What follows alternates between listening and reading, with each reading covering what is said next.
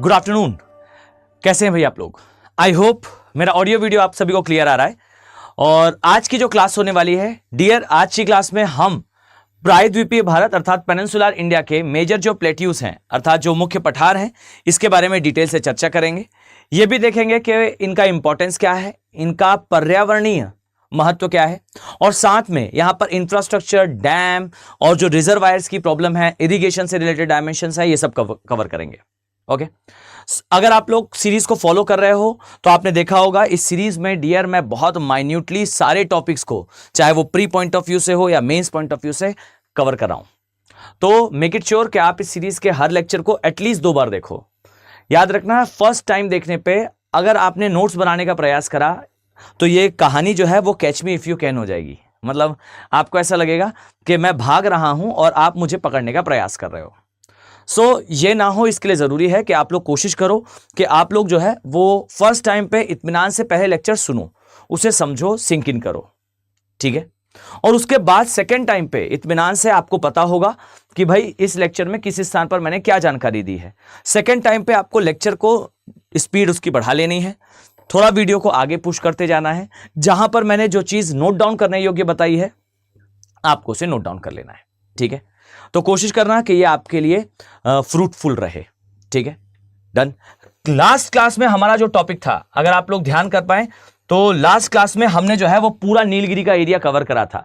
इसमें मैंने आपको स्पीशीज भी बताई थी, इसमें मैंने आपको नीलगिरी की प्रॉब्लम के बारे में भी एक हिंट दिया था। आज की क्लास में उस हिंट से मैं आगे बढ़ूंगा, आपको बताऊंगा कि एग्जैक्टली नीलगिरी में क्या प्रॉब्लम है। डन। मैंने आपको पूरा का पूरा जो एनिमल माइग्रेशन है वो तक समझा दिया था नीलगिरी बताते समय, तो मैं मानकर चल रहा हूं कि आप लोग को ठीक से वो चीजें याद होंगी। अब आज की क्लास में हमारा जो टॉपिक है, ये टॉपिक है बेसिकली प्रायद्वीपीय भारत के पठारीय भाग, ठीक, पठारीय क्षेत्र या फिर प्लेट्यू वाला एरिया। जस्ट अ सेकेंड, मैं इसे साइड में लिखता हूं, इधर पर थोड़ा सा नीचे। फाइन। तो देखिए, हम देखेंगे प्रायद्वीपीय भारत का पठारीय भाग, ठीक। अब ये जो पठारीय भाग है इसमें हमें क्या क्या चीजें मेनली देखनी है। तो देखो, सबसे पहली बात तो ये जान लो कि what is the meaning of plateau. पठार का मतलब क्या होता है? याद रखना कि एक ऐसा ऊंचा स्थान जो कि ऊपर से सपाट हो, लेकिन the most important thing is उसे जो है वो मिलकर बना होना चाहिए चट्टानों से।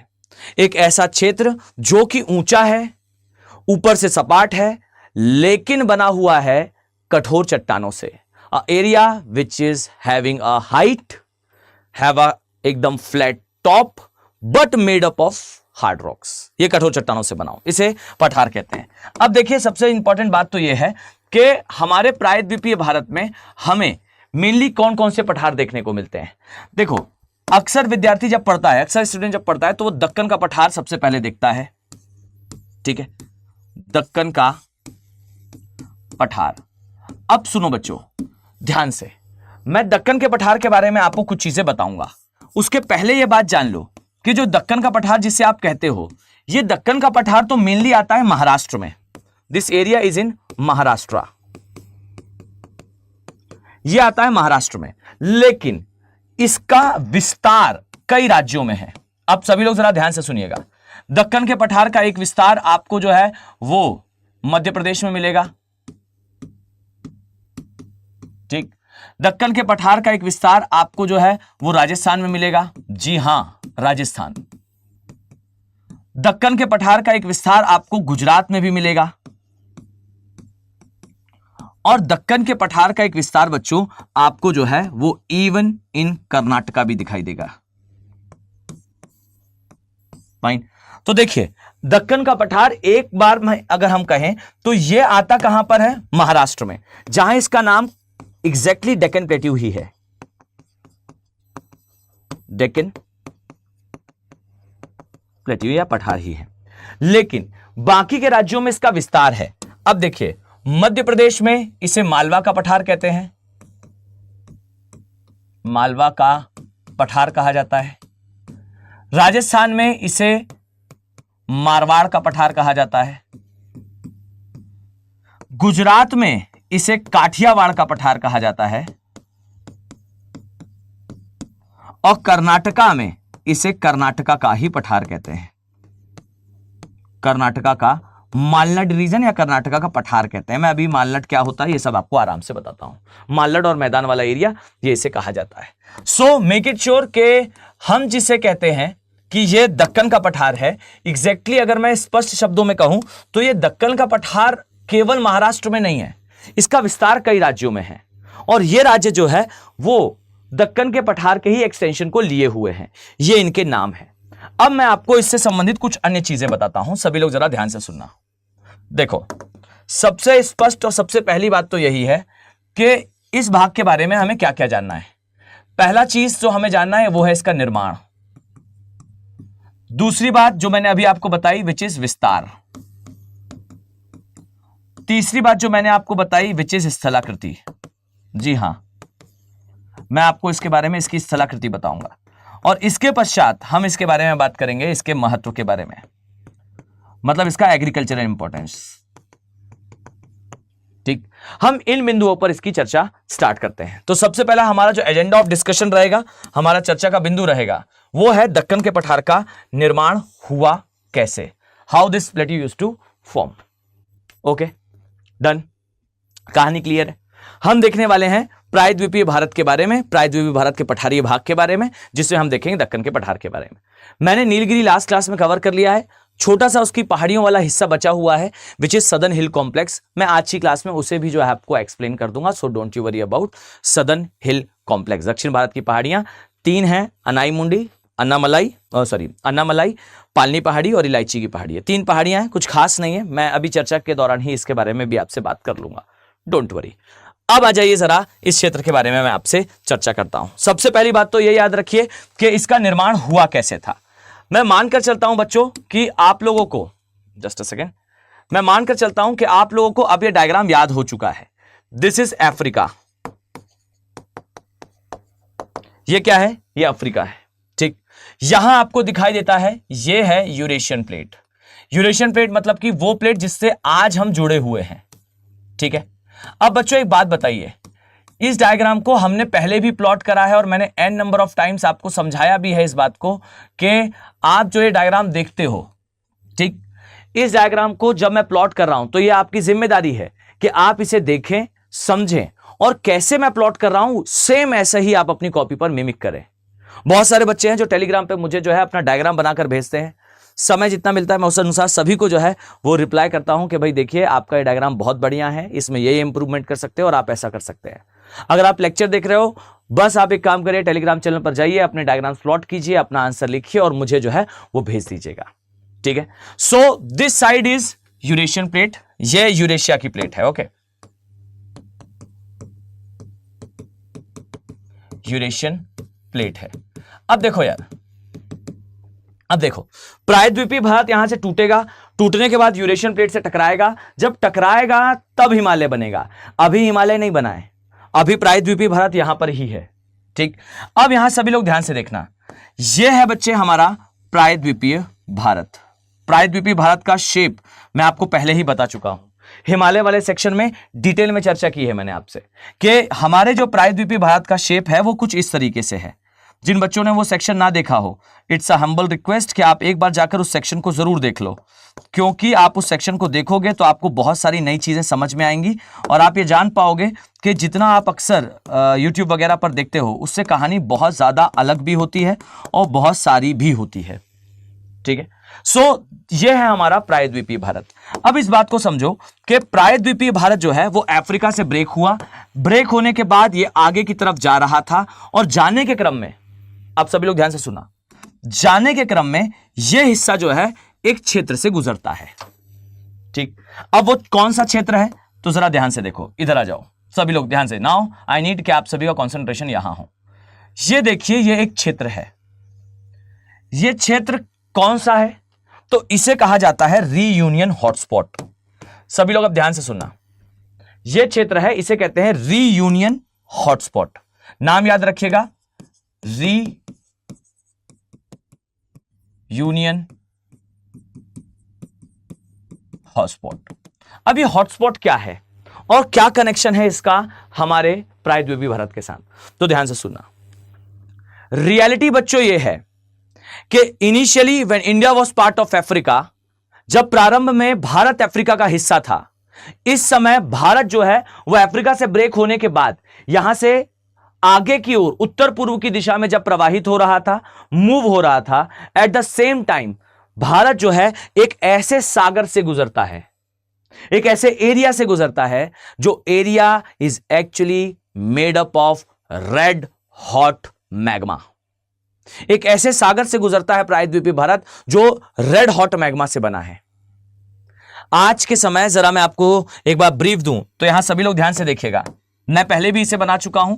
यह है अफ्रीका, यह अफ्रीका वाला पोर्शन है, यह अरब का प्रायद्वीप है, दिस इज प्रायद्वीपीय भारत। और यहां से चलते हुए आ जाओ south east Asia, Vietnam, Cambodia, Laos, ये चाइना वाला एरिया, कोरिया का एरिया, कामचटका का एरिया।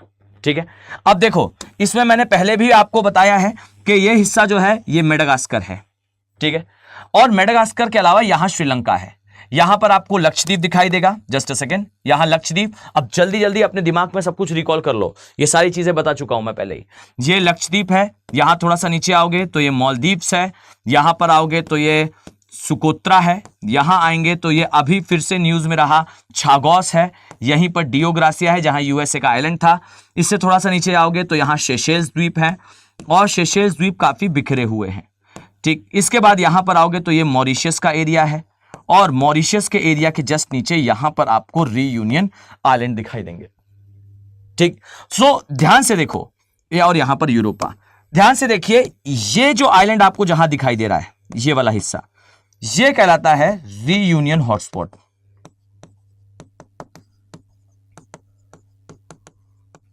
Reunion hotspot. अब जरा इस बात को समझो कि आज जहां पर रीयूनियन हॉटस्पॉट है वहां अभी भी वॉल्केनिक एक्टिविटी हो रही है। अब आपके दिमाग में आएगा सर ये एग्जैक्टली हॉटस्पॉट जो आप कह रहे हो ये है क्या? तो देखो पहले तो मैं डायग्राम में नेमिंग कर दूं। ये है साउथ ईस्ट एशिया,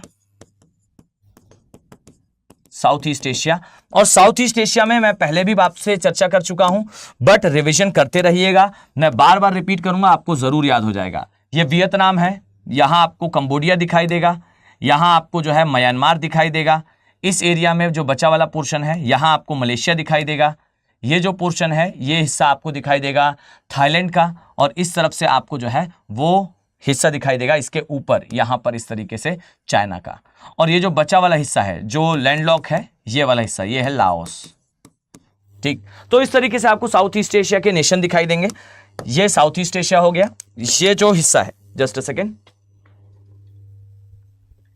ये जो हिस्सा है इसे कहते हैं अफ्रीका वाला एरिया, और ये अरब का प्रायद्वीप है। ठीक है, अब इस बात को समझें कि ये जो हिस्सा आपको दिख रहा है यहां एक्चुअल में है एक हॉटस्पॉट। सेम बात, सर एग्जैक्टली हॉटस्पॉट क्या है? तो देखो आ जाइए जरा ध्यान से देखिएगा, आप एक बात नोटिस करोगे कि ये एक प्लेट है। ठीक, दिस इज अ प्लेट, इसके नीचे जरा मैं सेकंड डायग्राम प्लॉट कर लेता हूं। यहां देखिएगा, मान लेते हैं कि ये एक जो है वो महासागरीय प्लेट है। ठीक, इसके नीचे इस तरीके से यहां पर आपको मैग्मा भरा हुआ दिखाई देगा। ठीक, ये नीचे जो है एस्थेनोस्फीयर होता है।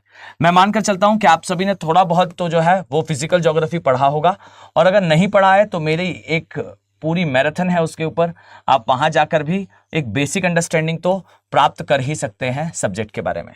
ठीक, सो ये है बेसिकली हमारा कोई प्रायद्वीपीय भाग, पठारीय भाग या ओशनिक पार्ट।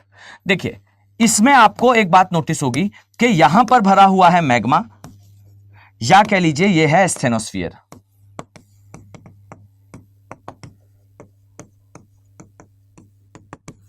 यह एस्थेनोस्फीयर है। अब देखिए एस्थेनोस्फीयर दुर्बल मंडल बोले तो मैग्मा वाला एरिया, ये लिथोस्फीयर बोले तो स्थल मंडल, ये सॉलिड वाला पार्ट। कई बार ऐसा होता है कि जो मैग्मा होता है वो मैग्मा काफी ज्यादा सतह के पास आ जाता है। ये प्लेट कई स्थानों से काफी ज्यादा थिन होती है, इस कारण से आप पाओगे कि यहां पर आपको मैग्मा सतह के बिल्कुल पास महसूस होगा। यहां पूरी जगह मैग्मा भरा हुआ है, इमेजिन करिए कि यहां पूरी जगह मैग्मा भरा हुआ है। ठीक, और मैग्मा इस स्थान पर काफी ज्यादा ऊपर तक आ चुका है। यही रीजन है कि इसके ऊपर बहुत थिन एक लेयर के नीचे मैग्मा उपस्थित है। ठीक है, सो ये आपको दिखाई दे रहा है, ये आपको जो है वो महाद्वीपीय भाग दिखाई दे रहा है। मान लेते हैं कि यहां पर एक सागरीय भाग है इस तरीके से, जस्ट अ सेकेंड। मान लेते हैं कि यहां पर जो है वो महासागरीय भाग है। ठीक, यहां महासागरीय भाग है। देखिए इस महासागरीय भाग में जहां प्लेट बिल्कुल थिन है वहां उस स्थान पर मैग्मा सतह के बिल्कुल पास है, इसीलिए ये ऊपर जो है वो मैग्मा बिल्कुल पृष्ठ के पास उपस्थित है। ये कहलाते हैं मैग्मा के हॉटस्पॉट। ये एग्जैक्टली होते हैं वो क्षेत्र जहां मैग्मा हमें हॉटस्पॉट के फॉर्म में दिखाई पड़ता है। ठीक है, so these are nothing but magma hotspot. ये मैग्मा के हॉटस्पॉट हैं। अर्थात मैग्मा के हॉटस्पॉट से आशय सिर्फ और सिर्फ एक ऐसे क्षेत्र से है जहां पर मैग्मा जो एस्थेनोस्फीयर का है, जो दुर्बल मंडल का है, वो सतह के बिल्कुल पास उपस्थित है। समझ गए? डन। तो मैग्मा का हॉटस्पॉट जिस स्थान पर होता है वहां पर सतह के बिल्कुल करीब मैग्मा उपस्थित होता है, बॉइलिंग हॉट मैग्मा होता है, पर किसी उद्गार से बाहर नहीं आ रहा, केवल और केवल एक सागर के जैसे वो एक स्थान पर सतह के बिल्कुल करीब विराजमान है। ठीक है, डन। अब जरा ध्यान से सुनो एग्जैक्टली क्या होता है। तो द थिंग इज कि जहां पर आज के समय हमें रीयूनियन आइलैंड दिखाई देते हैं वहां पर यह मैग्मा का हॉटस्पॉट है, और एक समय स्थिति यह थी कि प्रायद्वीपीय भारत अफ्रीका से ब्रेक होने के बाद यहां से निकला और यह पहुंचता है इस रीयूनियन हॉटस्पॉट पे। और रीयूनियन हॉटस्पॉट में सतह के जस्ट नीचे ह्यूज अमाउंट में मैग्मा था, और जैसे ही प्रायद्वीपीय भारत इसके ऊपर पहुंचता है, जैसे ये मूव करते हुए इसके ऊपर आता है, ये जो मैग्मा है ये प्रायद्वीपीय भारत के ऊपर चढ़ना स्टार्ट करता है। अब इमेजिन करिए एक नाव है, मतलब आप समझिएगा कि ये सब्जेक्ट कितना जीवंत है। आप इमेजिन करिए कि एक नाव है और ये नाव जो है वो निकलते हुए आगे जा रही है एक सागर में, और वो जो सागर है वो मैग्मा से बना हुआ है, ये उसे पुश कर रही है। देखो अब होता क्या है एग्जैक्टली, तो देखिए ये जो थिन लेयर यहां पर उपस्थित है, ये जो पतली सी परत यहां पर उपस्थित है, जब प्रायद्वीपीय भारत ऐसे आगे बढ़ता है तो वो इस परत को जो है वो ब्रेक करता जाता है, वो इस परत को जो है वो ब्रेक करता जाता है, ये इसे तोड़ता जाता है। जब ये इसे तोड़ेगा तो जो मैग्मा है ये बड़े स्तर पर दिखाई देगा। आप लोग थोड़ा सा इमेजिन करिएगा, जब इस परत को जो है वो ब्रेक करा जाएगा तो सतह पर जो मैग्मा है ये बड़े स्तर पर दिखाई देगा। भाई प्रायद्वीपीय भारत जो है वो आगे शिफ्ट हो रहा है, शिफ्ट होने की प्रोसेस में वो इस परत को तोड़ेगा, और जब वो इस परत को ब्रेक करेगा तो ब्रेक करने की प्रोसेस में आप सभी पाओगे कि मैग्मा जो जमीन के अंदर भरा हुआ है ये बड़े स्तर पर ऐसे बाहर आएगा। और अब समझिए इस बात को, अब आप लोग ध्यान से जरा इमेजिन करिएगा। अगर मैंने आपसे कहा कि बच्चों ये एक बॉक्स है, ठीक, इस बॉक्स में ना जरा मैं डायग्राम के पास ही चलता हूं तो वहां पर समझाऊंगा, ज्यादा अच्छे से समझ में आएगा। देखिए एक सेकंड का और समय लगेगा भाई, थोड़ा सा इसे हम, चलिए अभी ऐसे ही देख लेते हैं। देखिए अगर मैंने आपसे कहा कि ये एक बॉक्स है, इस बॉक्स में बच्चों रेत भरी हुई है, ठीक, और रेत भरे होने के बाद ये एक ब्रिक है, ये एक ईंट है, ठीक। ये मैंने इस ईंट को लिया, इस बॉक्स में जोर से रखा, और रखने के बाद बच्चों मैं इसे ऐसे आगे शिफ्ट कर रहा हूं। मेरी प्रोसेस को जरा दोबारा देखो, ओके। मैंने ये ब्रिक ली, लेने के बाद यहां जोरदार तरीके से रखी, और रखने के बाद मैं इस ब्रिक को ऐसे आगे शिफ्ट कर रहा हूं, ठीक है। आई रिपीट, ये ब्रिक है, ब्रिक को मैंने पूरे फोर्स के साथ यहां रखा, और रखने के बाद मैं ऐसे आगे इसे शिफ्ट कर रहा हूं। अब बच्चे एक बात बताइए, जब मैं इसे शिफ्ट करूंगा तो यहां से रेत जो है वो हटती जाएगी, क्योंकि भाई मैंने दबाव डालकर इसे यहां से आगे खिसकाया है। अब जब मैं ब्रिक को आगे खिसकाऊंगा तो ब्रिक ने यहां से रेत हटाई, हटाने के बाद रेत कहां जाएगी? ऊपर वाले के पास? नो, ये रेत जब हटेगी तो ये रेत आगे यहां ऐसे ढेर के रूप में लगती जाएगी, ठीक।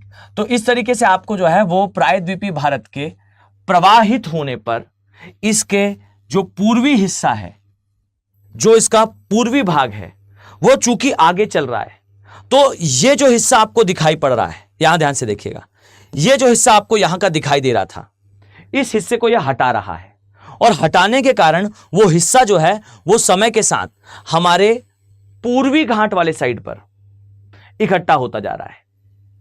अब देखिए ये हमारा हो गया क्या? पूर्वी घाट वाला साइड, यानी कि ये वाला साइड, और ये देखिए ये है हमारा पश्चिमी घाट वाला साइड। अब इस बात को समझना कि हमारा जो पश्चिमी घाट वाला साइड है ना, वहां पर नीचे मैग्मा सतह के बिल्कुल पास है, और हमारा जो पूर्वी घाट वाला साइड है वहां पर मैग्मा जो है उस सतह के काफी नीचे, ये सतह है और इससे काफी नीचे है। आई होप आप इमेजिन कर पा रहे हो। फाइन। मैंने क्या कहा, मैंने कहा कि आप एक जो है वो बेड बना लें रेत का, और उसके ऊपर एक ईंट रखकर उससे आगे गुजारें। ईंट जितनी रेत हटाती जाएगी उतनी रेत ईंट के आगे इकट्ठी होती जाएगी, ब्रिक के आगे इकट्ठी होती जाएगी। ठीक, जो रेत पीछे से हटी है उसके नीचे अगर मैग्मा है तो आप इमेजिन करिए कि ईंट के ब्रिक के सामने वाले हिस्से पर आपको मैग्मा दिखाई नहीं देगा, क्योंकि वहां रेत आगे इकट्ठी हो चुकी है। लेकिन उसके पीछे वाले हिस्से ने पूरी रेत हटाई है। चूंकि उसने पूरी रेत हटाई है तो यहां पर मैग्मा सतह के बिल्कुल पास है। और सच बताएं तो डियर, ये एक नाव के जैसा है। नाव एक सागर में तैर रही है, और उस सागर में तैरते समय जब ये नाव आगे जा रही है तो उसका आगे वाला हिस्सा ऐसे ऊपर उठा हुआ है और पीछे वाला हिस्सा थोड़ा सा नीचे है। और बस यही कारण है कि यहां पीछे वाले हिस्से से जो है वो मैग्मा ऊपर चढ़ना स्टार्ट होगा। आप एक बार इमेजिन करिए उस स्थिति को कि एक मैग्मा, रेड हॉट मैग्मा का सागर है, और उस पे एक स्थल भाग ऐसे जैसे पानी पे एक बोट चलती है ऐसे चल रहा है, और जब वो आगे बढ़ रहा है तो उसका सामने वाला हिस्सा थोड़ा ऊपर उठा हुआ है। ये ऊपर इसलिए उठा है क्योंकि इसने जो हिस्सा यहां से हटाया है वो समय के साथ उसके आगे वाले भाग में इकट्ठा हो रहा है, और पीछे वाले हिस्से से समय के साथ मैग्मा जो है ऊपर चढ़ रहा है। जिस जमीन पर डियर आप आज खड़े हो वो जमीन एक समय पर पश्चिमी घाट की तरफ से मैग्मा में डूब रही थी। फाइन। और मैग्मा इसके ऊपर ऐसे शांत रूप से दरारी उद्गार के माध्यम से चढ़ रहा था। तो याद रखिए कि प्रायद्वीपीय भारत जब रीयूनियन हॉटस्पॉट से गुजरा, मैं मानकर चलता हूं कि आपको इतनी डिस्कशन में ये बात जरूर समझ में आई होगी कि जब प्रायद्वीपीय भारत रीयूनियन हॉटस्पॉट के ऊपर से गुजरा तो हमारे पश्चिमी घाट के साइड से जो है वो मैग्मा हमारे प्रायद्वीपीय भारत के ऊपर चढ़ा। लेयर बाय लेयर ये चढ़ रहा था, परत दर परत ये मैग्मा जो है वो आगे जा रहा था। इसे कहा जाता है Reunion hotspot. Fine. This is called as Reunion का हॉटस्पॉट वाला एरिया यहां लिखा है, और ये है हमारा प्रवाह प्रायद्वीपीय भारत का। ये जरा मैं नामकरण कर दूं, प्रायद्वीपीय भारत, और ये जो प्रायद्वीपीय भारत है इसका प्रवाह। Just second, this is the naming. याद रखना बच्चों कि जब भी कभी आप डायग्राम प्लॉट करते हो तो उसमें नेमिंग करना सबसे जरूरी है। एक बार नेमिंग कर दी, इट डजंट मीन कि आपको पूरे जगह उसे लिखना नहीं पड़ेगा। अगर आपने किसी डायग्राम को रिपीट करा है तो आपको ध्यान से उसे जो है उसकी नेमिंग करनी होगी। प्रायद्वीपीय भारत। अब देखिए, जब ये उत्तर पूर्व की ओर गया, रीयूनियन हॉटस्पॉट से गुजरा, तो इस प्रोसेस में हमारे प्रायद्वीपीय भारत के साथ क्या हुआ? तो हमारे प्रायद्वीपीय भारत के साथ हुआ शांत दरारीय उद्गार। इसे कहते हैं fissure vent eruption. Fissure vent eruption का मतलब होता है कि यहां पर विस्फोट नहीं होता। अब इस शांत दरारी उद्गार का क्या परिणाम था? तो इससे हुई थी मैग्मा, या फिर कह लीजिए लावा, इसकी फ्लोरिंग। फ्लोरिंग, ठीक है। फ्लोरिंग शब्द को एज इट इज याद करिएगा, ठीक है। यह हुई थी फ्लोरिंग, और इस फ्लोरिंग के कारण आप पाओगे कि हमारा जो दक्कन के पठार वाला हिस्सा है यह निर्मित हुआ। लेकिन रुकिए, ध्यान से सुनिएगा कैसे निर्मित हुआ। तो आइए अब सभी लोग जरा कंसंट्रेशन के साथ देखना। मान लेते हैं कि यह हमारा प्रायद्वीपीय भारत है, ठीक। मन ही मन बोलते जाइए ओके, ठीक। मन ही मन बोलते जाओ डन, ठीक है। तो देखो यह हमारा प्रायद्वीपीय भारत है, ठीक है। जरा मैं इसमें शेडिंग कर दूं। अब यहां ध्यान से सुनो। ज्यादातर विद्यार्थी सोचते हैं, ज्यादातर students they used to think like के ये जो हम शेडिंग कर रहे हैं ये डिजाइन है। देखो ये पाप है, ठीक। ये जो शेडिंग आप करते हो ना, ये दिखाता है कि आप जो डायग्राम प्लॉट कर रहे हो उसका व्यू क्या है। व्यू का मतलब है कि आप इसे साइड से दिखा रहे हो कि ऊपर से दिखा रहे हो। तो ये जो आप शेडिंग करते हो बताता है कि ये साइड व्यू है, आप साइड से देख रहे हो, ठीक है, तो ये प्रायद्वीपीय भारत है। अब देखो मैग्मा की जो फ्लोरिंग हुई, वो मैग्मा की फ्लोरिंग कहां से होगी? वो पश्चिमी घाट से होगी। तो यहां से जो है मैग्मा इस तरीके से निकलना स्टार्ट होता है। अब मैग्मा यहां से ऐसे निकलते हुए जाता है और यहां तक जो है वो एक परत इसकी ठंडी हो जाती है।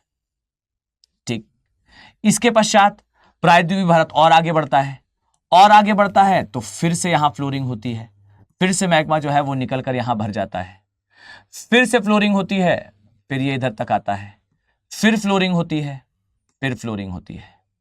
आप जरा एक बात नोटिस करिए कि जैसे जैसे मैग्मा की फ्लोरिंग हो रही है तो आपको एक बात महसूस होगी कि प्रायद्वीपीय भारत में जब जब इसका मूवमेंट उत्तर पूर्व की दिशा में हुआ, तब तब जो है वो मैग्मा की फ्लोरिंग होकर मैग्मा जो है वो सतह पर आकर जमा। फ्लोरिंग का मतलब होता है जमना, फैलकर जम जाना।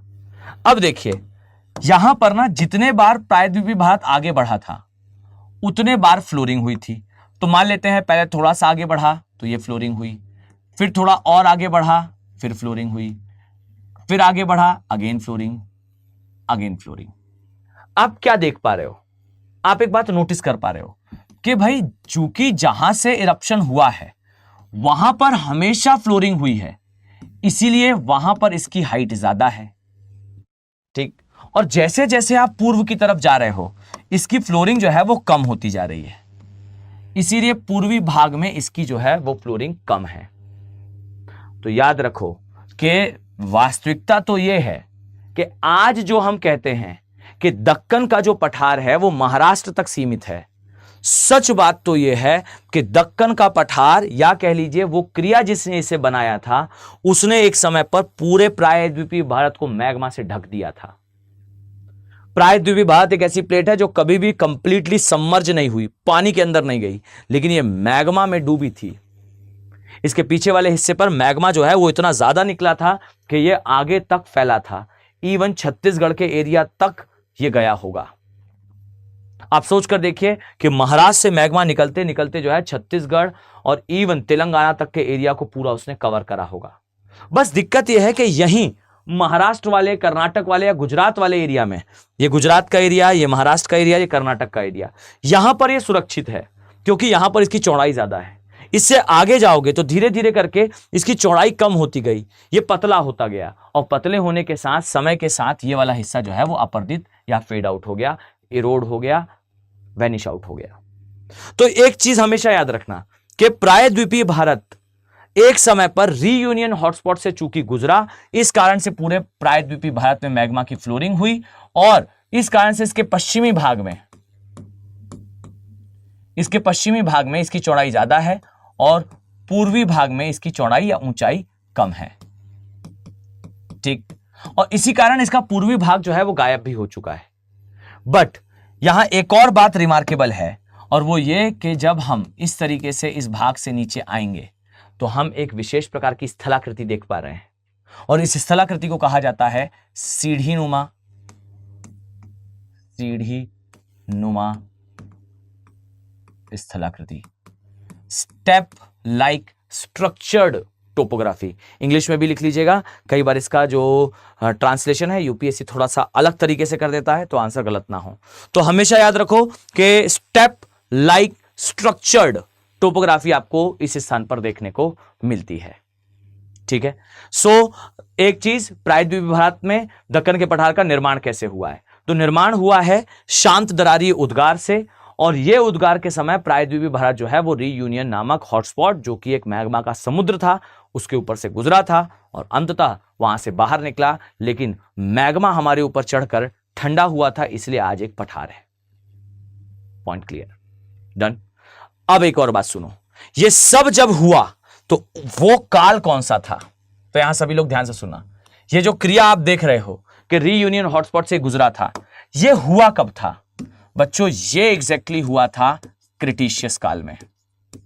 ठीक है, देखिए मैं मानकर चल रहा हूं कि आप लोग को इस काल का नाम याद है, क्रिटिशियस काल। अब आ जाइए जरा, ये रीयूनियन हॉटस्पॉट से गुजरा, ये क्रिटिशियस काल में था। अब एक बात मुझे कमेंट सेक्शन में बताना, आप सभी ने मेरा वो लेक्चर देखा है या नहीं? आप सर्च कर लीजिएगा, फिजिकल ज्योग्राफी का मेरा लेक्चर है, अभी 25 जनवरी को हुआ था, मुझे आज भी डेट याद है। ठीक, 25 जनवरी को ये लेक्चर हुआ था, सैटरडे का दिन था। उस लेक्चर को जाकर ध्यान से देख लो। उसमें मैंने पृथ्वी का पूरा भूगर्भिक इतिहास, जितने एराज हैं, ये सारे एरा आपको बताए हैं। उनमें से एक एरा ये है। एंड आई वॉन्ट, जो बच्चे बैच में होंगे उन्हें तो पता होगा, उन्हें डेफिनेटली ये याद होगा कि मैंने क्लास में इसे याद कराया है, रटाया है इसे क्लास में। ठीक, जो बच्चे हों बैचेस में जरा वो कमेंट सेक्शन पे मुझे बताइएगा कि हमने इसे पूरे 16 + 2 18 एरास को याद करा है। इसमें हमने देखा है दैट ये शुरू होता है आर्कियन से। Archean, Precambrian, Cambrian, Ordovician, Silurian, Devonian, Carboniferous, Permian, Triassic, Jurassic, Cretaceous, Paleocene, Eocene, Oligocene, Miocene, Pliocene, Pleistocene, Holocene. अब ये प्लास्टोसीन मतलब हिमयुग का काल, जब गुंज, मिंडल, रिस, व्रुम जैसे अर्थक्वेक आए थे। कार्बोनिफेरस काल, जब पृथ्वी पर विशालकाय वनस्पति हुआ करती थी ग्लोसोप्टेरस नाम से। और ये जो वनस्पति थी, इस वनस्पति का जो साइज था वो कई मंजिल बिल्डिंग से ऊंचा था। 50-50 माले जितनी ऊंची, 50th फ्लोर जितनी ऊंची ये वनस्पति हुआ करती थी कार्बोनिफेरस काल में। और आप सभी ने कभी सोचा नहीं कि हम जो वनस्पति या फिर हम जो जीवाश्म जला रहे हैं, जीवाश्म ईंधन जिसे हम कहते हैं, कभी सोचा आपने कि वो किसका जीवाश्म है? अगर जीवाश्म ईंधन है तो वो किसका जीवाश्म है? वो वास्तविकता में इसी वनस्पति का जीवाश्म था जो कार्बोनिफेरस काल में थी। इसी तरीके से आपने कभी सोचा नहीं कि पृथ्वी पर जमीन पर चलने वाले ही जीव ज्यादा क्यों हैं, सागर में क्यों नहीं, या उड़ने वाले क्यों नहीं? इन सभी के बारे में डिटेल से आप जानते हो पृथ्वी के भूगर्भिक इतिहास में। एक समय पर पृथ्वी पर दिन की अवधि केवल 10 घंटे थी। एक समय पर पृथ्वी पर कार्बन डाइऑक्साइड का स्तर 40% था। एक समय पर पृथ्वी पे आपको बहुत सारे ऐसे जीव दिखते थे जो ना ही आपने कभी सोचे, ना ही कभी इमेजिन करे। एक जीव था आर्कियोप्टेरस, जो हवा में उड़ता था, उड़ते हुए पानी के अंदर चला जाता था, गोता लगाता था और सीधा पानी के अंदर जाता था और सीधा बाहर निकलकर जमीन पर दौड़ने लग जाता था। ऐसे तक जीव पृथ्वी पर रहे हैं। ये सब कुछ पृथ्वी के जियोलॉजिकल हिस्ट्री में है। आई नो, मैंने कहा था कि मैं इसके बारे में आपको पढ़ाऊंगा, बट समय की थोड़ी सी कमी के कारण, बट मैंने क्लासेस में बताया, जहां मेरी रिस्पॉन्सिबिलिटी है उसे करना, मैंने वहां पर बताया भी है। मैं यूट्यूब पर भी इससे जरूर इस क्लास को कंडक्ट करूंगा, आई प्रॉमिस। फाइन, आने वाले हो सकता है इसी सप्ताह में संडे के दिन इसे कंडक्ट करूं और कोशिश करूंगा कि वो क्लास लाइव हो। ठीक है, चलो। तो ये याद रखिएगा, क्रिटिशियस एक काल था। और ये कौन सा काल था? तो देखिए, क्रिटिशियस काल में एक्चुअली में बहुत सारी घटनाएं हुई थी। जो क्रिटिशियस काल था, इस काल में पृथ्वी पर बड़े स्तर पर ज्वालामुखीयता बढ़ी थी। मतलब पृथ्वी पर ना बड़े स्तर पर ज्वालामुखी सक्रिय हो गए थे, ज्वालामुखीयता में वृद्धि हुई थी। इसी ज्वालामुखीयता में वृद्धि के कारण एक तो हमारा जो हॉटस्पॉट है ये बना, दक्कन के पठार का निर्माण हुआ। दक्कन का पठार बना।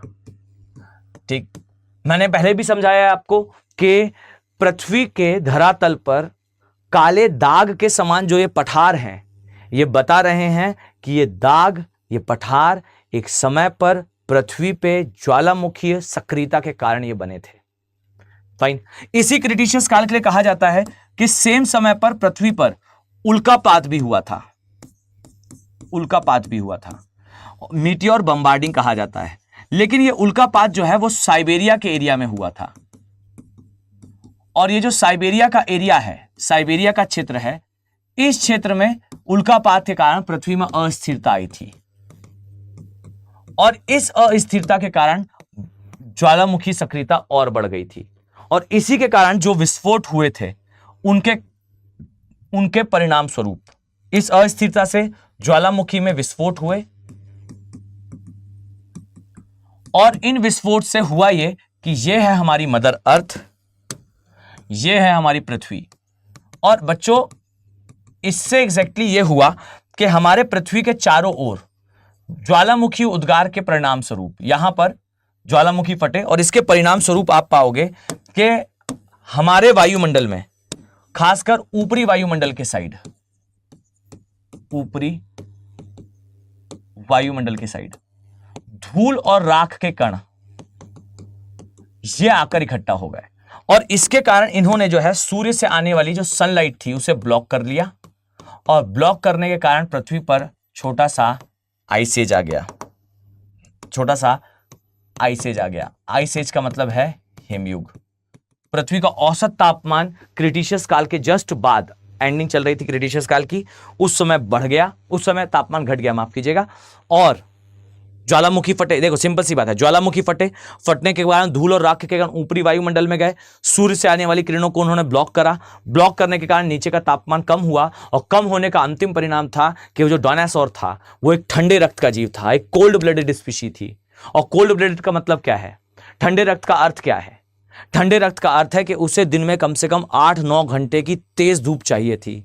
सो द रियलिटी इज कि यह जीव पूरी तरह से समाप्त हो गया, क्योंकि ऊपर से जो सनलाइट आया करती थी, ऊपर से जो सूर्य का प्रकाश आया करता था, वो प्रकाश ब्लॉक हो गया। और डायनासोर किसका शिकार करता था? डायनासोर शिकार करता था हमारे जैसे स्तनधारियों का। सो द थिंग इज कि पृथ्वी पर मास एक्सटिंक्शन हुआ उस जीव का जिसने 5 करोड़ साल तक पृथ्वी पर राज करा। इमेजिन करिए कि मानव को पृथ्वी पर आए हुए, चलिए मान लेते हैं कि जो है 1 लाख साल हुआ था, लेकिन सच बात है नहीं ये। मतलब आज से लगभग 55,000 साल पहले हम सभी बंदर थे।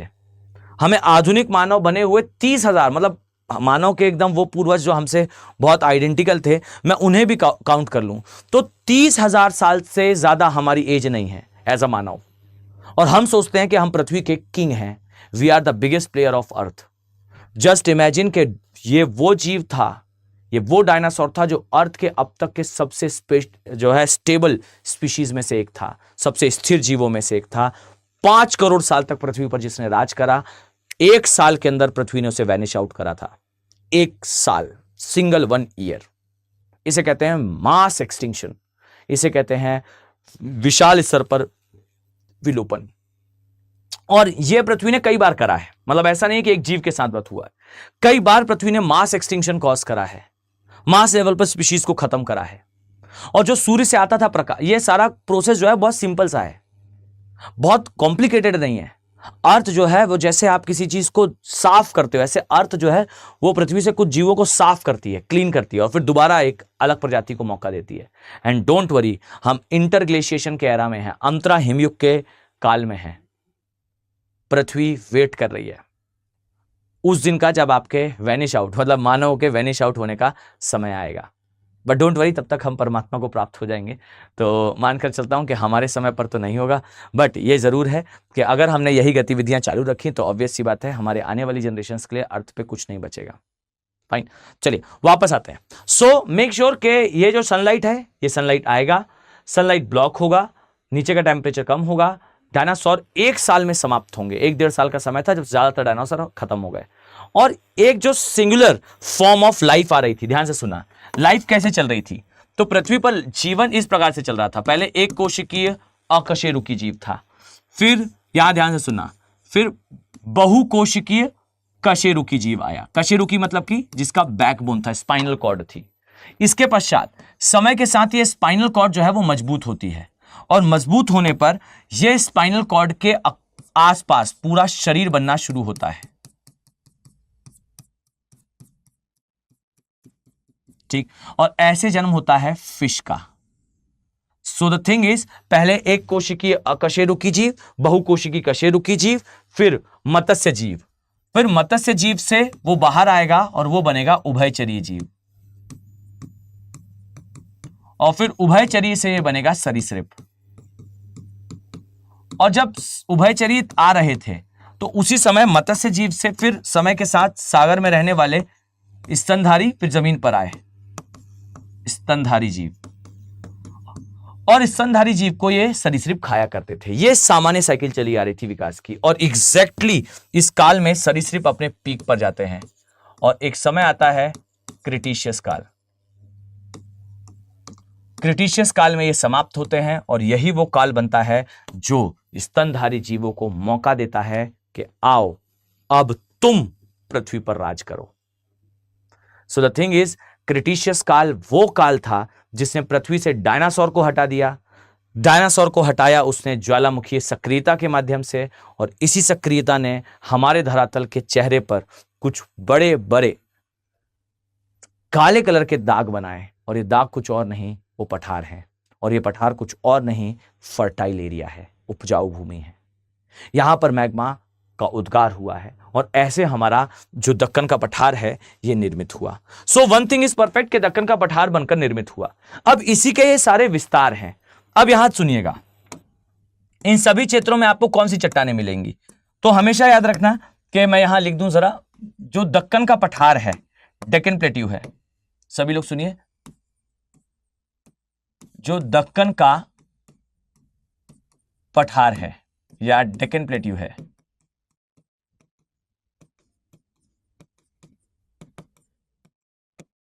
ठीक, देखो इसका एक विस्तार महाराष्ट्र में है, वो मैं पहले लिख चुका हूं। तो देखो ये बना कब है, ये क्रिटिशियस काल में बना है,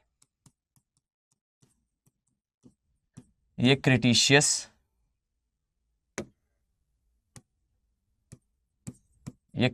काल में बना है।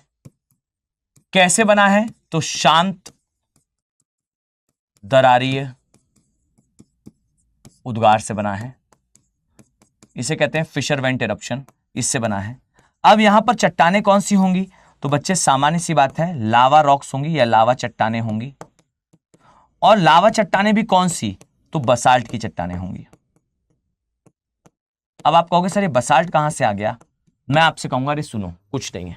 हमेशा याद रखो इस बात को कि जब भी कभी किसी स्थान से मैग्मा का उद्गार होता है तो उस स्थान पर मैग्मा के उद्गार के पश्चात, ठीक, मैग्मा अगर धरातल पर ठंडा होता है, मतलब ओपन एयर सॉलिडिफाई होता है, खुली हवा में ठंडा होता है, तो वो बसाल्ट बनाता है।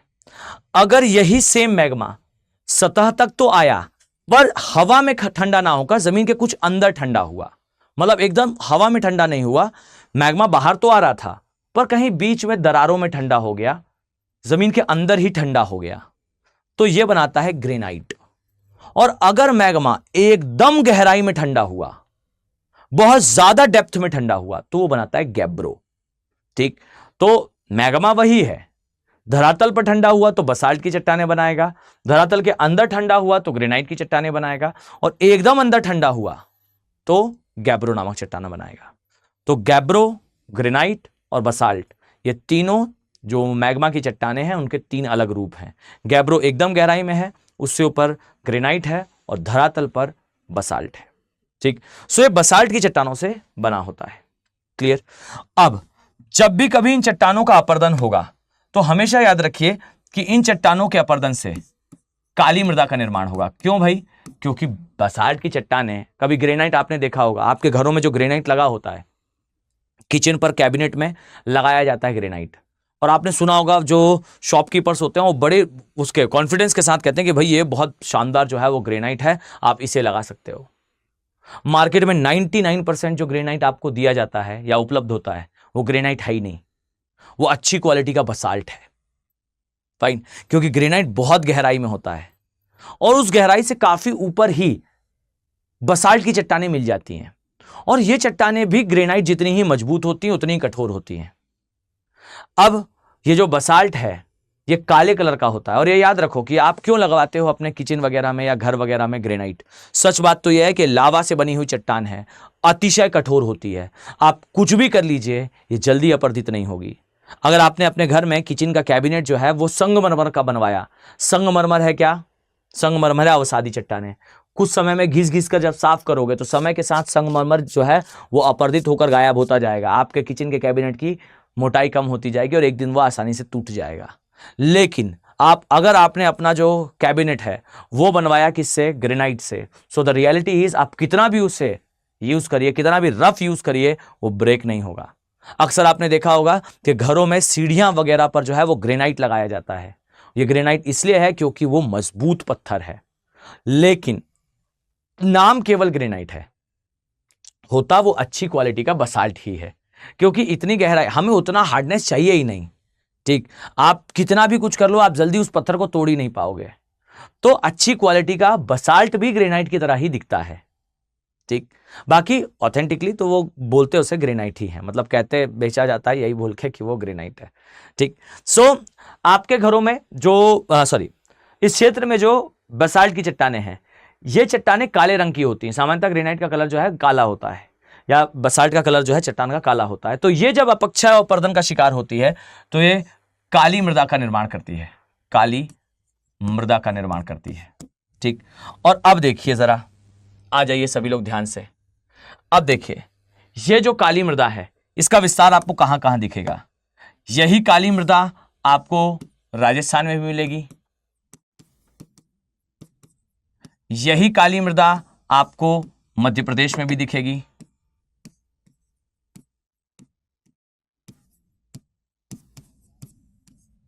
यही काली मृदा आपको महाराष्ट्र में भी दिखेगी, यही काली मृदा आपको कर्नाटक में भी दिखेगी, और यही काली मृदा आपको गुजरात में भी मिलेगी।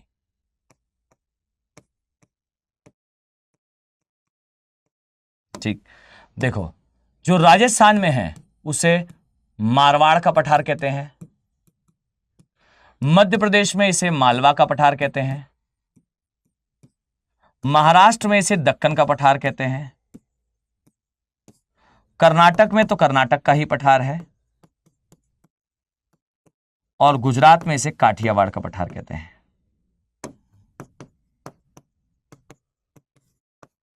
अब देखो, मारवाड़ में इसमें मोटे अनाजों की खेती होती है। ठीक, इसमें मोटे अनाजों की खेती होती है। ठीक, और मोटे अनाज में ज्वार, बाजरा और मक्का है। ठीक है, जस्ट अ सेकेंड, ज्वार, बाजरा और मक्का है। मालवा के पठार में इसमें कपास और मेनली सोयाबीन की खेती होती है, इसलिए मध्य प्रदेश को सोया स्टेट कहा जाता है। और इसलिए मध्य प्रदेश जो दलहन और तिलहन है दोनों के उत्पादन में फर्स्ट नंबर पर आता है, क्योंकि सोया दलहन भी है और तिलहन भी है। महाराष्ट्र में इसे दक्कन का पठार कहते हैं, और यहां पर इसमें प्याज व कपास की खेती होती है। कर्नाटक में इसमें स्पेशली जो है सूरजमुखी की खेती होती है। अब मेरी एक बात सुनो बच्चों, ये जो सूरजमुखी है ना, ये ट्रेमेंडसली इंपॉर्टेंट है, क्रांतिकारी रूप से इंपॉर्टेंट है। क्योंकि एक तो चलिए इससे तेल बनता है, सूरजमुखी का तेल काफी इंपॉर्टेंट होता है, बट सच बात तो यह है कि एक्चुअल इसका इंपॉर्टेंस पता है क्या है? एक्चुअल इसका इंपॉर्टेंस है कि ये जो है, ये जिस स्थान पर लगता है, मान लीजिए मैंने किसी स्थान पर सूरजमुखी लगाया, तो ये मिट्टी के अंदर से जो रेडियो एक्टिव सब्सटेंसेस हैं उसे तो एब्जॉर्ब करता है। अब आप कहोगे वाह वाह वाह वाह, क्या क्रांतिकारी पौधा है, मिट्टी के अंदर के रेडियो एक्टिव सब्सटेंसेस जो है वो एब्जॉर्ब कर लेता है। मैं आपसे कहूंगा अरे सब पौधे कर लेते हैं। ठीक, इसमें खास पता है क्या है? इसमें खास ये है कि ये एब्जॉर्ब करता है, लेकिन एब्जॉर्ब करने के बाद ये अपने उस पार्ट में रेडियो एक्टिव सब्सटेंसेस को नहीं जाने देता जिस पार्ट को हम कंज्यूम करते हैं। अर्थात अगर आप ऐसा कोई एरिया है जहां पर रेडियो एक्टिव सब्सटेंसेस उपस्थित हैं, रेडियोधर्मी तत्वों का प्रदूषण है, वहां अगर आप इसे लगाते हो तो यह क्या करता है कि उस प्रदूषण को एब्जॉर्ब कर लेता है। आप इसका फल, मतलब इसका फूल होता है एक्चुअल में, आप इसका डिजायर्ड जो पार्ट है वो ले जाइए, और बचा वाला हिस्सा आप उपयोग नहीं करोगे, तो इसका मतलब है कि आप उसका अगर उचित प्रबंधन कर दो तो फिर आप अपनी मिट्टी से रेडियोधर्मी तत्वों के प्रदूषण को हटा सकते हो। और यही कारण है कि आप पाओगे कि भारत में इसका उत्पादन ठीक ठाक होता है, और कर्नाटका में जो किसान इसे उगाते हैं उन्हें जापान आमंत्रित करा जा रहा है भी, ऑब्वियस सी बात है। क्यों? ताकि जो है वो जापान में जिन स्थानों पर रेडियोधर्मी तत्वों का प्रदूषण आज भी है आफ्टर सेकेंड वर्ल्ड वॉर, वो वहां पर इसकी खेती करें, वहां के लोगों को इस चीज को सिखाएं, ताकि वहां से मिट्टी के अंदर से उन रेडियोधर्मी तत्वों को हटाया जा सके। ठीक है, डन। ये सूरजमुखी का उत्पादन कर्नाटका में। और काठियावाड़ में बच्चों इसमें मूंगफली का उत्पादन होता है। मूंगफली मतलब कि ग्राउंडनट। और ये सारे ही राज्य जिनके बारे में मैंने ये बताया वो इसके उत्पादन में फर्स्ट नंबर पर आते हैं। मोटे अनाजों के उत्पादन में राजस्थान पहले नंबर पर आता है, सोया के उत्पादन में मध्य प्रदेश आता है, प्याज कपास के उत्पादन में महाराष्ट्र आता है, कर्नाटका सूरजमुखी के लिए और गुजरात मूंगफली के उत्पादन में फर्स्ट नंबर पर है। इन चीजों को अपने दिमाग पर ठीक से सेटल डाउन रखना। अब इसी से रिलेटेड इसका करंट डायमेंशन भी जान लो। याद रखो बच्चों के जो मारवाड़ का एरिया है, यहां से रिलेटेड एक फसल और है जिसे कहा जाता है गुआर गम। गुआर गम। अब सभी लोग जरा ध्यान से सुना, आई नीड कि आप लोग मुझे कमेंट सेक्शन पे जरूर आंसर करो, ठीक? मतलब मैं ये चाहता हूं कि आप सभी मुझे जो है वो कमेंट सेक्शन पे इसका उत्तर जरूर दें। आपने इसके बारे में पहले सुना है या नहीं सुना? अगर कोई बच्चा राजस्थान से बिलोंग करता होगा तो उन्होंने इस फसल का नाम जरूर सुना होगा। अक्सर राजस्थान के एरिया में जो है वो सामान्य तौर पर इसकी सब्जी वगैरह बनाई जाती है। इसे कहते हैं गुआर गम। कहीं कहीं अलग अलग नाम है और आप सभी ने इसे खाया है। एक बार सर्च कर लीजिएगा, आपको मिल जाएगा। उत्तर भारत में यह सामान्य रूप से घरों में बनने वाली एक सब्जी है।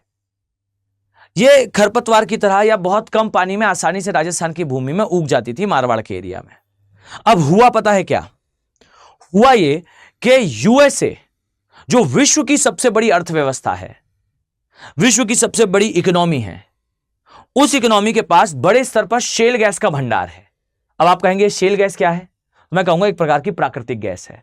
और यह प्राकृतिक गैस जो है वो चट्टानों के अंदर भरी होती है। अब इसे निकालना बड़ा कठिन है। जैसे ही आप चट्टानें तोड़ते हो, तोड़ने पर यह गैस हवा में लीक हो जाती है। तो यूएसए के पास इसका बड़ा भंडार तो था, पर यूएसए इसे निकालता नहीं था क्योंकि इसे निकालना काफी कठिन था। पर कहानी में चेंज आता है, एक ट्विस्ट आता है। और ट्विस्ट यह होता है कि अचानक से यूएसए सेज और यूएसए के साइंटिस्ट सेज कि हमने ना एक तकनीक विकसित कर ली है और उस तकनीक का नाम है कंट्रोल्ड फ्रैक्चरिंग। कंट्रोल्ड फ्रैक्चरिंग मतलब हम थोड़ा थोड़ा करके चट्टानों को तोड़ेंगे। जैसी चट्टान टूटेगी उसके अंदर से गैस निकलेगी और उस गैस को हम कैप्चर कर लेंगे। अब इस टेक्निक के लिए हमें एक चीज की आवश्यकता है और वो चीज क्या है? वो है पाउडर की। और वो पाउडर किससे बनता है? गुआर गम से। सो द रियलिटी इज गुआर गम का पाउडर हम यूज कर सकते हैं कंट्रोल्ड फ्रैक्चरिंग टेक्निक में शेल गैस को निकालने के लिए। अब विश्व की सबसे बड़ी अर्थव्यवस्था हमारे देश आती है और राजस्थान के बेचारे किसानों से बोलती है दो हमें गुआर गम। अब वो गुआर गम जो राजस्थान की मंडी में शायद 10, 12, 15 रुपए किलो से ऊपर के भाव में सामान्यतः नहीं बिकता था, उस गुआर गम को खरीदने के लिए आया USA. USA can buy anything at any cost if USA wants. USA किसी भी चीज को खरीद सकता है और वो खरीद सकता है किसी भी रेट में। और तब यूएसए ने बड़े स्तर पर गुआर गम राजस्थान से खरीदना शुरू करा। बच्चे आप बिलीव नहीं करेंगे, राजस्थान के वो किसान जो खाद्यान्न फसल उगा रहे थे, उन्होंने खाद्यान्न फसल उगाना बंद करके गुआर गम उगाया। इतने बड़े स्तर पर भात एक्सपोर्ट कर रहा था यूएसए को। एंड ये लगातार भाव बढ़ा रहे थे और यूएसए हर भाव पे वॉज रेडी। हम इंक्रीज कर रहे थे rate and USA says increase करते जाओ। Fine, reason they can bye.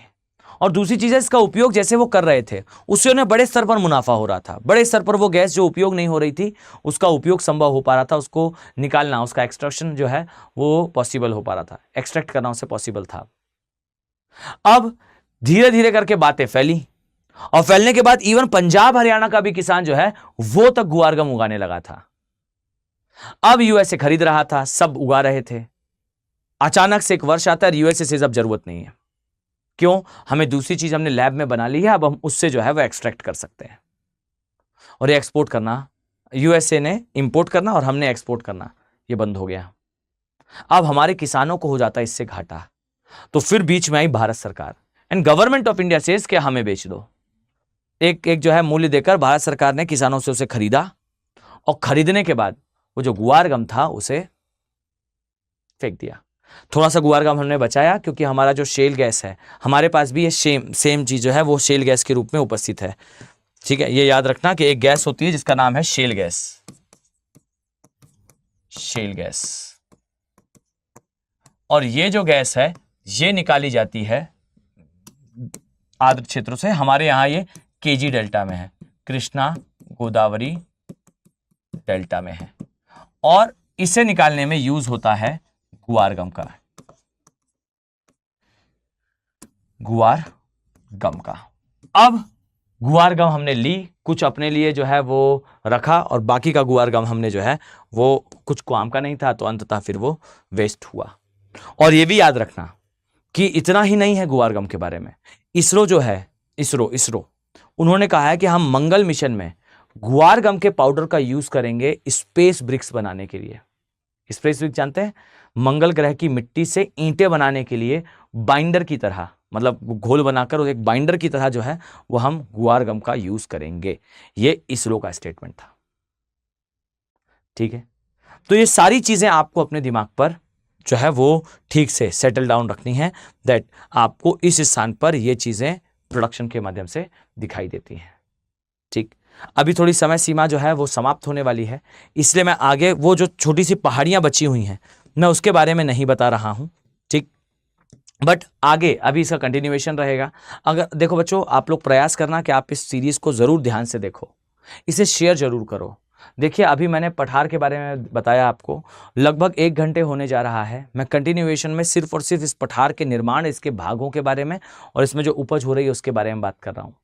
अभी इसमें और भी चीज़ें हैं। मैं अभी जो है काठियावाड़ के पठार की पहाड़ियाँ, इन क्षेत्रों में आने वाली पहाड़ियाँ, इनकी घाटियाँ, इनके भ्रंश, इनके बारे में चर्चा करूँगा। इट विल टेक टाइम, ये समय लेता है। और इसलिए कहा जाता है कि आपको अगर किसी आप बैच का हिस्सा होते हैं तो सारी चीज़ों के लिए पर्याप्त समय होता है। ठीक, तो मेरे पास भी एक विंडो है, I can do the things but in a window, मतलब मैं एक समय सीमा में ही उस कार्य को कर सकता हूं। कार्य अच्छे से होगा, बस समस्या यह है कि आप उसे ठीक से रिस्पेक्टफुली देखें। कोई अगर आप ज्यादा से ज्यादा लोग देखेंगे तो I will also feel motivated to deliver the things. ठीक, तो आप कोशिश करो बच्चों कि आप इस सीरीज को समय के साथ जो है वो एक एक बार शेयर कर दें। अगर आप किसी सोशल मीडिया हैंडल पर हैं तो उसे जरूर शेयर करो। आप इस सीरीज़ के बारे में बात करो, चर्चा करो, बताएं कि भाई एग्जैक्टली हम जो है वो इस तरीके से पढ़ाई करते हैं। ये जो डायग्राम्स हैं, फ्लो चार्ट हैं, इन्हें पढ़ें, बनाएं, कंसेप्चुलाइज करें। आप अगर बात करेंगे तो चीज़ों में परिवर्तन ज़रूर आएगा। चलिए, तो हमने जो है वो पूरे प्रायद्वीपीय भारत में क्रिटिशियस काल में जितने भी पठारों का निर्माण हुआ था, जिस तरीके से वो निर्माण हुआ था, उसका निर्माण का क्या प्रभाव था, ये आज की क्लास में देख लिया है। साथ ही क्रिटिशियस काल के बारे में जो भूगर्भिक गतिविधियां हुई ये भी देख लिया है। नेक्स्ट क्लास में हम सारे पठार कंप्लीट कर लेंगे और इसके बाद भारत के तटीय मैदानों की ओर हम अग्रसर होंगे। ओके, चलिए, मैं उम्मीद करता हूं कि लेक्चर, ये सीरीज आपके लिए इंपॉर्टेंट रही है।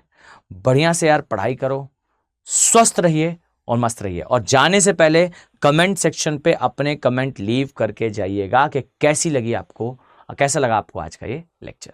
Thank you, have a nice day.